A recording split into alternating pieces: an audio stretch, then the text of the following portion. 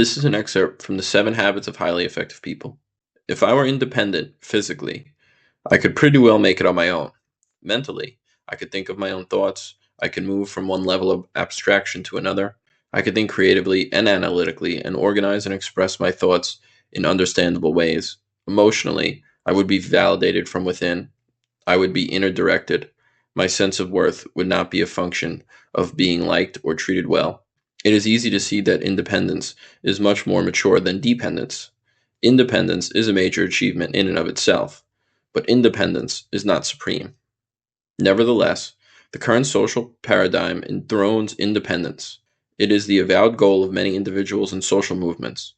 Most of the self-improvement materials put independence on a pedestal, as though communication, teamwork, and cooperation were lesser values. But much of our current emphasis on independence is a reaction to dependence, to having others control us, define us, use us, and manipulate us.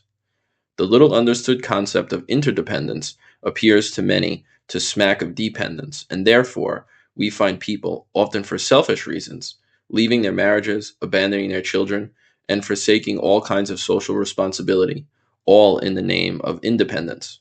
The kind of reaction that results in people throwing off their shackles, becoming liberated, asserting themselves, and doing their own thing, often reveal more fundamental dependencies that cannot be run away from because they are internal rather than external. Dependencies such as letting the weaknesses of other people ruin our emotional lives and feeling victimized by people and events out of our control. Of course, we may need to change our circumstances, but the dependence problem is a personal maturity issue that has little to do with circumstances.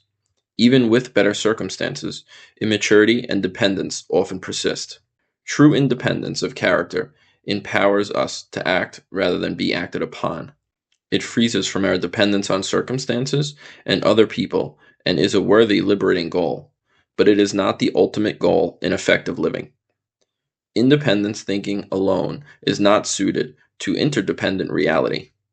Independent people who do not have the maturity to think and act interdependently may be good individual producers, but they won't be good leaders or team players.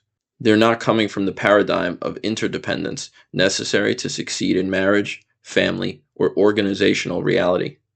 Life is, by nature, highly interdependent. To try to achieve maximum effectiveness through independence is like trying to play tennis with a golf club.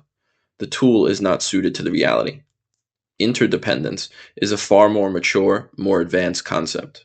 If I am physically interdependent, I am self-reliant and capable, but I also realize that you and I working together can accomplish far more than, even at my best, I could accomplish alone.